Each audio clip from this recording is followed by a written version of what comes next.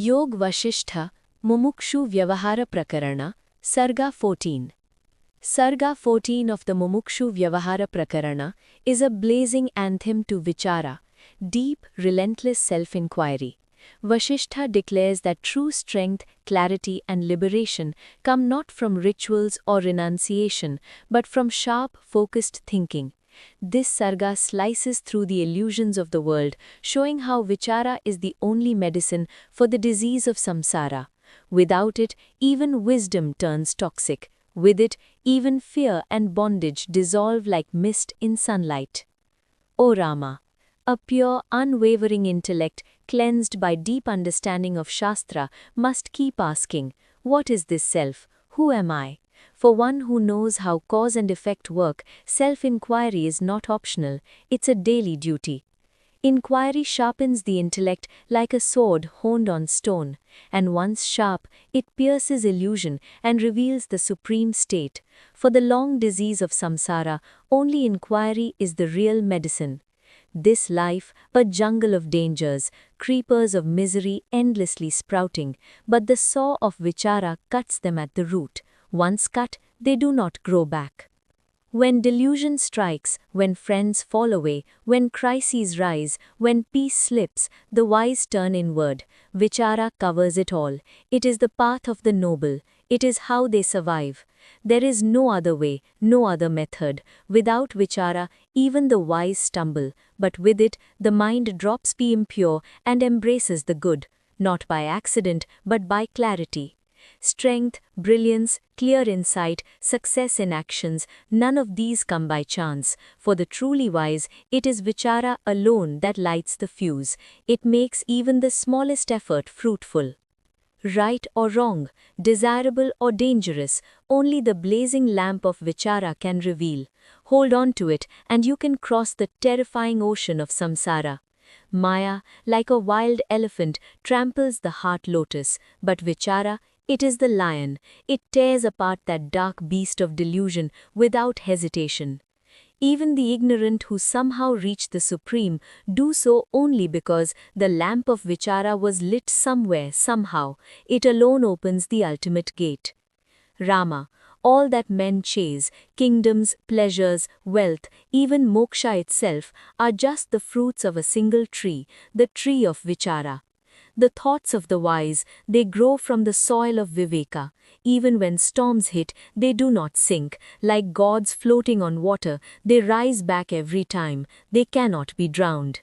Those who act with a mind bathed in Vichara's dawn become vessels not of ordinary results but of the rarest fruits, deep peace, great clarity, a fragrance that doesn't fade. Where fools let wild vines of unexamined desires grow, where no Vichara cuts the mess, there blossoms bloom too, but their scent is sorrow. Those buds burst only into pain. That sleep, dark as crushed soot, intoxicating as wine, clouding dharma, is born of avichara. Let it vanish, Rama. May such deluded slumber be destroyed forever. A man rooted in Vichara, even when thrown into deepest calamity, does not drown in delusion. Like light piercing through darkness, he shines on. He burns through moha like the sun melts night. In the clear lake of the mind, if the lotuses of Vichara bloom, that person glows, serene and majestic, like Himavan himself, still, luminous, unshakable. But for one whose intellect has no Vichara, whose mind has dulled into fog, their thoughts rise and fall like the moon appearing in a fool child's drawing.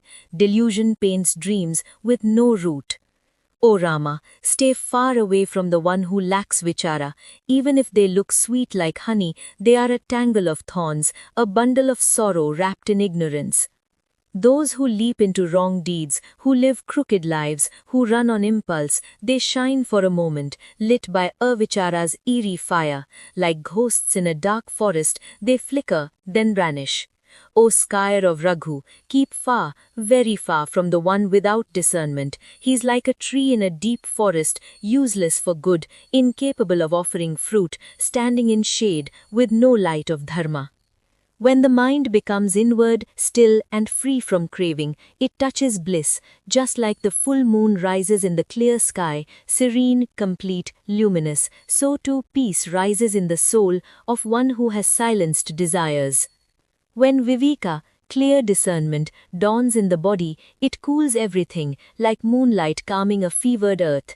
It decorates life, like gentle light adorning every branch, every path, every being. Vichara, true reflection, waves like a white royal fan at the top of the flagpole of truth. It shines in the intellect of the seeker, like the full moon ruling the night, gentle, guiding, silent.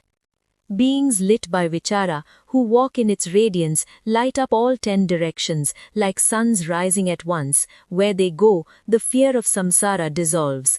Just like the ghost of frightened child imagines in the dark sky at night, terrifying yet unreal, so too the monsters of the mind disappear when Vichara rises like dawn. What kills fear is not running, but seeing.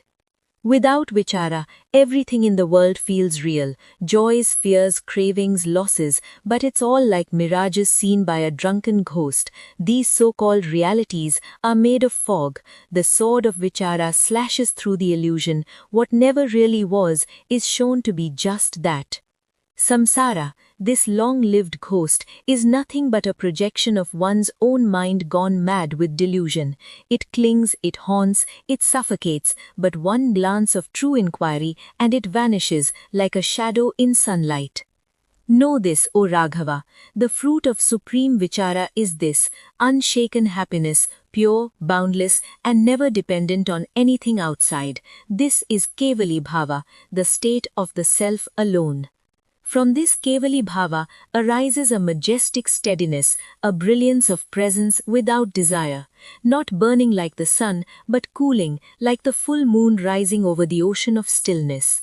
The noble one, seated firmly in the calm of their own mind, having drunk the nectar of Vichara, doesn't grasp at joy, doesn't push away pain. They don't desire liberation, nor do they reject anything. They are the medicine.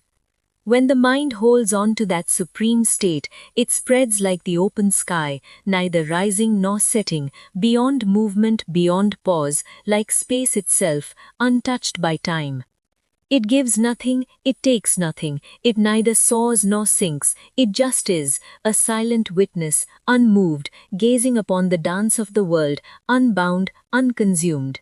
It doesn't retreat into silence, nor cling to the inner or the outer. It doesn't grab on to renunciation, nor drown in action. It walks neither path, yet flows through both. It watches the past fade, moves gently with the present, not stirred, not still, like the ocean, vast and whole, reflecting all, disturbed by none. Such is the mind of the great ones, whole, free, radiant. They move through this world as Jivan Muktas, liberated while still alive. They play in the world, but the world plays no part in them. The wise ones live in the world for as long as they choose, unattached, clear, content. And when the time comes, they cast aside the shell of this life like a robe grown old, merging into the pure, infinite silence. Even in crisis, the seeker must ask, who am I? What is this world? This questioning is no luxury, it's the only medicine, and the effort must come from within. No one can do it for you.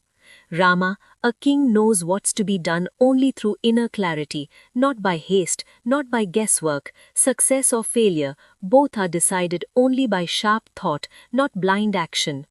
The firm truths of the Vedas, the heights of Vedanta, they don't reveal themselves to the dull. Only in the lamp of clear inquiry do they shine, like a lighthouse on a moonless night. Even in the densest darkness, when the world is hidden and curved, pure Vichara, bright-eyed and fearless, still sees the truth. It doesn't grope, it knows. The one blind to wisdom is worse than one born blind. He stumbles not on stones, but on truth itself. But the one whose eye is made of viveka, insight, sees through the veil of the world and conquers everything by seeing rightly. This marvel called Vichara, divine inquiry, is soaked in the presence of Paramatma. It alone leads to the supreme bliss. Even for a second, never abandon it. It is the only wonder truly worth knowing. A person glowing with refined inquiry is adored even by the great. Like a fully ripened mango, he exudes sweetness, quiet, irresistible, unpretentious, and full. Those whose minds shine with inquiry, but only briefly, not firmly, keep falling again and again into the dark wells of sorrow, like travelers who once saw the path but forgot the way. Even a sick man suffering 100 misfortunes doesn't weep like the one whose soul is shattered by lack of inquiry. This crying fool who abandoned Vichara is like a broken drum, hollow, noisy, helpless. Better to be mud, better to be a worm that feeds on filth, better to live blind in a cave, but never live without inquiry. A life without Vichara is a curse worse than death. Throw away avichara, thoughtlessness. It is the house of every calamity. It mocks all goodness, welcomes disorder, and births ruin. Leave it far behind, like fire in your robe. A noble one must always live with Vichara like bread.